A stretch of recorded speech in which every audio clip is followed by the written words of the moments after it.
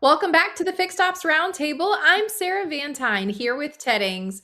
Today we have Robert Wooden, Fixed Ops Intel, and Ted. Exciting conversations ahead around AI and warranty uplift. Yeah, so much happening right now in our industry, Sarah. Thank you for that. Robert Wooden, humbled to have you here with us at the roundtable. Thank you for all you do, and welcome back to the Fixed Ops Roundtable. Yeah, thanks, Ted. Thanks, Sarah. Good to be back. Good to see everybody again post NADA. Yes, yes. Amazing things happening in our industry. Robert, you and Sarah and I are in a really good space with fixed operations. A lot of activity happening in this area right now, it seems. Yeah, the ups and downs of the industry, right? But Mhm. it's good to be in fixed ops right now. The focus is on us, so we need to perform. Now that people are really watching what we're doing, there's a lot of responsibility that comes with that, and some opportunities for people to really shine. So we want to help people do that, and hopefully we can talk about some strategies and things that can help them achieve those goals. Well, like I said, we're humbled that you're here. Robert Wooden, everybody at Fixed Ops Intel, Fixed Ops Intelligence, really is the expert in the industry when it comes to all things warranty. And the focus now, of course, is on the fixed ops side. Robert, AI continues to be a major focus. You mentioned it a little while ago. We Yep. saw a lot of that at NADA, a lot of talk about that. How is fixed ops uh, employing your company, Fixed Ops Intel, using AI and, making sure it works?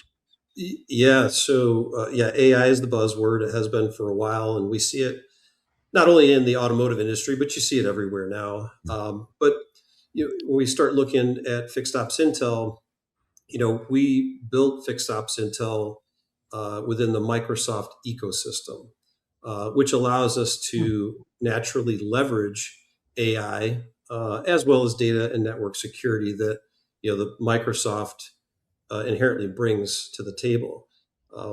We recently finished an AI improvement project that's going to help us to onboard new accounts and launch them faster. Before AI, it was a lot of manual mapping, basically plugging their DMS information into fixed ops intel. And it would take anywhere between 4 to sometimes 8 hours per account to do that. Now it takes less than 30 minutes. It still doesn't completely remove the human element. We're still watching over and making sure that things are correct, but it really takes a lot of those tasks away from having to have a person do that. And obviously, it allows us to handle more clients more efficiently.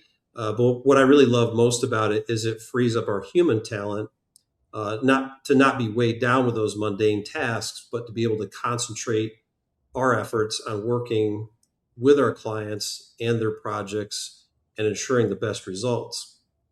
We launched an AI data concierge that we call Dash last year, and are continuing to improve the performance of Dash. And just to give you two recent examples, we had a client about 3 weeks ago that needed to know how many times a specific group of opcodes was used hmm. over the last year, but they needed it broken down by month. And they called their DMS company and they said, "Hey, can you help us build this report?" And their DMS company said, "No, you just can't get that report. It can't be done." And so they called and said, "Hey, is this something that we could do?" And within 2 minutes, Dash had the answer and done. In another example, last week we had another client that called and said, "Hey, we want a list of every repair order with the vehicle that had 60,000 miles or more that was serviced over the last 2 months, and we need it broken down by service advisor." It took it took Dash 30 seconds to Wow. get that dealer that information that they wanted. So these are the things that AI can do that traditional DMS and traditional reporting platforms just cannot do. And that's amazing that your clients can ask you those questions and you can have the answers for them. Robert, that itself is game changing. Yeah, and it's great that we call and we love to talk to our clients, and really one of the things that we need to do better for ourselves is we need to educate our customers because they don't have to call us. They have access to this information. So all of our clients have access to fixed ops intel. They all have logins and they can just go and they can just ask it themselves. So they could save themselves the phone call. And we really are encouraging our clients to use it because AI is one of those things that gets better with usage. So as they continue to ask these questions, the system will adapt, or it gives us feedback on the backside of it that says, hey, these are the things that your clients are asking for. And if we don't currently give them that information, we want to make sure that we can serve that up to them. So it's going to help us to do a better job for them as we move down the road with AI. So we really hope, we just tell people, use it, use it, use it. Well, Robert, it's so exciting to hear what you've built with Dash. And again, the efficiency conversation is one that Ted and I are hearing all across the industry. We have dealerships that are looking for ways to be more efficient with their time, with their employees, and then also, efficiencies gained in the shop and with their customers. On that subject, we're seeing a lot of conversations, specifically around warranty uplift. And so I'm curious, what new trends are you seeing in the warranty uplift space that dealers need to be aware of? Yeah, great question, Sarah. And three things immediately come to my mind. One of the first one is factory pushback. So, like we talked about before, with retail car sales kind of slumping, the manufacturers are trying to cut expenses, and warranty is one of the biggest expenses that a car manufacturer has. It represents literally billions of dollars every year. So in the not too distant past, you could submit a warranty uplift request to a manufacturer, and unless you really screwed it up, you would probably get something. You may not get all that you deserve, but you would get an increase. And some dealers, some managers would do that, and they thought, "Hey, I'm really good at this, and I can keep doing that." Uh, but the manufacturers now are trying again to save money and cut where they can. And so what they're doing is they're parsing every word of every state law. They're parsing every word of every line and every repair order that we're submitting to try and tank a submission, right? So they are completely focused on this. And the other thing the manufacturers are doing is they're often ignoring or they're misrepresenting the state laws to trick dealers into taking less than that they deserve. Unfortunately, the manufacturers are succeeding. So every dealership is its own business. They have to make decisions that are best for their business. But the cost of labor, the cost of insurance, the facilities and the equipment are rising at a breakneck pace. And it's really in the dealership and the manufacturer's best interest to have profitable dealers. So for them to not get everything that they deserve is not really doing anything for the dealer body or the customers or in the end the manufacturers. So that's really the first thing. Factory pushback is really, really accelerating. Um, and then the other thing that comes to mind is retail labor time laws. So we know that retail rate is now available in all the states, but now the latest state to come on board is New Jersey. Their retail labor time law just went into effect April 1st. Wow. And so New Jersey dealers, give us a call. In a nutshell, the law allows dealers to compare the labor times that they charge to retail customers with the OEM factory labor times, and it will give them a multiplying factor. So to give you an example, we just finished a submission for a New Jersey client, and their multiplier was 1.9. So what that means is if the factory time was 1 hour, Okay. the dealer would get reimbursed 1.9 hours. So that's huge, right? That's nearly doubling.